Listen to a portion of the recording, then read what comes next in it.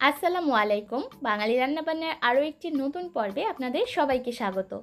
আজকের পর্বে তৈরি করে দেখাবো চিকেন ফাহিতা রাইস। ভিন্নধর্মী এই রাইসের রেসিপিটা খুবই অল্প সময়ে আর অল্প কিছু ইনগ্রিডিয়েন্টস দিয়ে তৈরি করা যায়, আর সেই সাথে রাইসটা খেতে কিন্তু দারুণ মজার হয়ে থাকে। আশা করছি আমার আজকের রেসিপি আপনাদের সকলের কাছে ভালো লাগবে। আজকের রেসিপিটা তৈরি করার জন্য আমাদের প্রয়োজন পড়বে বোনলেস চিকেন। আমি এখানে 1 কাপ পরিমাপে মুরগির বুকের মাংস নিয়েছি। মাংসগুলোকে একটু লম্বাটে টুকরা করে কেটে নিয়েছি।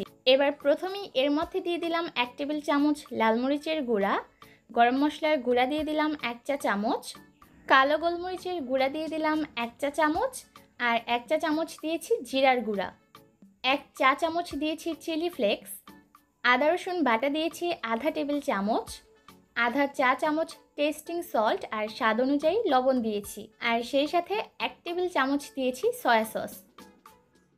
এবার মশলার সাথে মাংসগুলোকে খুব ভালোভাবে মাখিয়ে নিচ্ছি। ভালোভাবে মাংসের সাথে মশলা মাখানো হয়ে গেলে এবার মাংসের বাটিটাকে আমি একটা সাইডে রেখে দিচ্ছি।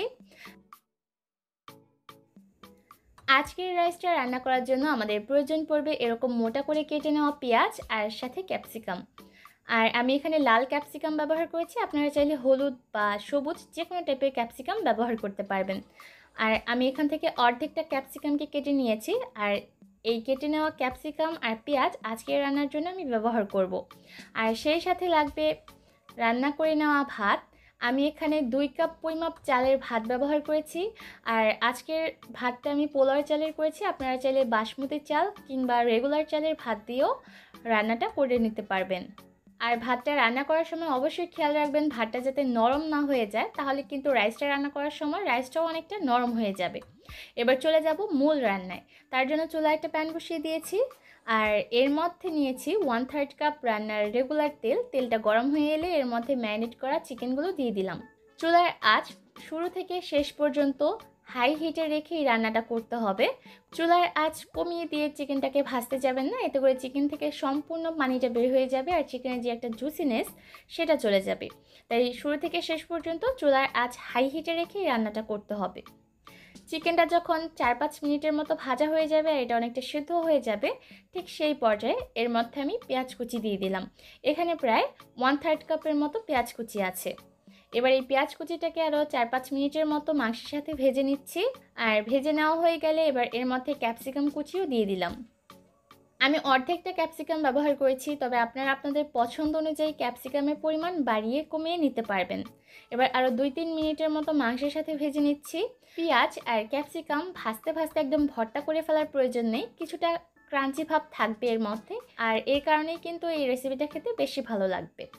আরও 2-3 মিনিট ভাজা হয়ে গেলে এবার এর মধ্যে রান্না করে নেওয়া ভাত দিয়ে দিলাম।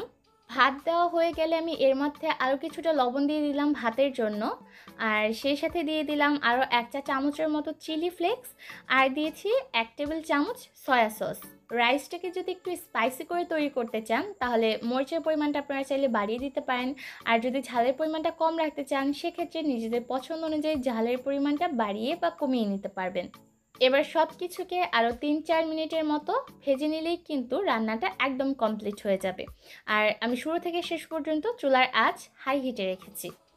সব কিছু একসাথে ভালোভাবে মিশিয়ে নেওয়া হয়ে গেলে আমি এই রাইসটাকে চুলা থেকে নামিয়ে নেব। আর অবশ্যই রাইসটাকে গরম গরম সার্ভ করবেন, এতে করে কিন্তু রাইসটা খেতে বেশি ভালো লাগবে। একদমই অল্প সময়ে আর অল্প কিছু ইনগ্রিডিয়েন্টস দিয়ে তৈরি করে নেওয়া এই রাইসটা আপনারা চাইলে সকালের নাশতায় বানাতে পারেন, আবার চাইলে বাচ্চাদের টিফিনেও দিতে পারেন। যারা স্পাইসি খাবার খেতে একটু বেশি পছন্দ করেন, আশা করছি তাদের কাছে আমার আজকের রেসিপিটা ভালো লাগবে। আজকের মতো এখানেই বিদায় নিব। সবাই অনেক ভালো থাকবেন। আল্লাহ হাফেজ।